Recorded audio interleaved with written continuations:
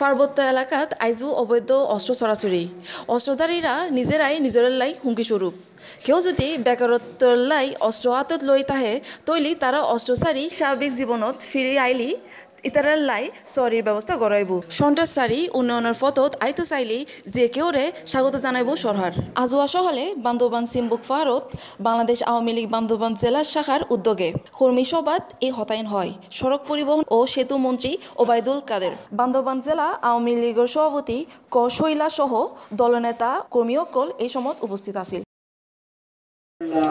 কত কমিউনিটির একটা সুন্দর জীবনযাপন, তারপরেও এখানে এখনো অবৈধ অস্ত্রের ছড়াছড়ি। এই অবৈধ অস্ত্র পরিহার করে শান্তির পথে আসুন, উন্নয়নের পথে আসুন। কেউ যদি বেকার থাকে, বেকার কেউ থাকলে বেকারত্বের জন্য যদি অস্ত্র নেন, অস্ত্র ধারণ করেন, আমি অনুরোধ করব আমার সঙ্গে যোগাযোগ করুন, আমি আপনার চাকরির ব্যবস্থা করব।